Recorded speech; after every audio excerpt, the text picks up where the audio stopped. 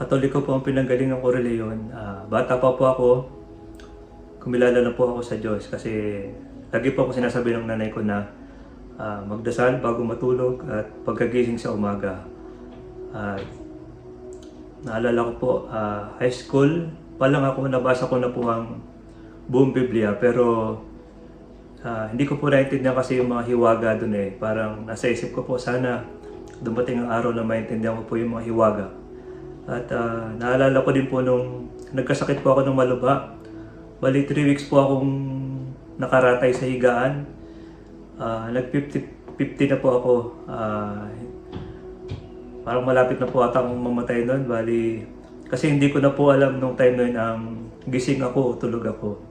Hindi ko na rin po kayang tumayo. At nausal ko po sa Panginoon na buhayin niya lang po ako. Linggo-linggo po akong magsisimba. At nung nag-college na po ako, lumuwas po ako ng Manila. Doon po ako nag-college sa Centro Escolar.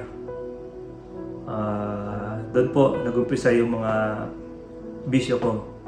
Marami po eh. Kasi dahil sa paligid po, natuto po akong mag-inom, magsabong. Marami po ng mga kalayuan. Dumating po yung time na nag-usap po kami nung pinsan ko na isang born again. Sinabi niya na oneness po kasi siya. Sabi niya, iisa lang daw po ang Diyos Ama at Anak. After po namin mag-usap ng pinsan ko, nanalangin po ako sa Panginoon na pakilala siya sa akin kasi nagulong po ako sa sinabi niya na ang Diyos Ama at ang Anak ay isa. Sakto po ng pag-uwi ko ng bahay, pagbukas ko ng TV, napanood ko po sa Badeli. Nakaramdam po ako ng kakaiba. Parang sabi ko, ito yung matagal ko nang hinahanap. Sakto po na debate po nung born again sa si Badeli. At doon po napaliwanag. Nasagot po lahat yung tanong ko. Doon na po nagtuloy-tuloy yung pakikinig ko kay Badeli. Year 2001 po yun eh. May mga paalala po ng mass indoctrination. Hindi po muna ako nagpabautismo kasi sabi ko, hindi ko na magagawa yung mga bisyo ko. Sabi ko sa sarili ko, pagka-graduate ko na ng college, saka ako magpapabautismo. During time na yun, tibagas na po ang puso ko. Pero dahil nangako po ako sa Panginoon, tinuloy ko pong magpabautismo. Marami din pong pagsubok na dumating sa buhay ko.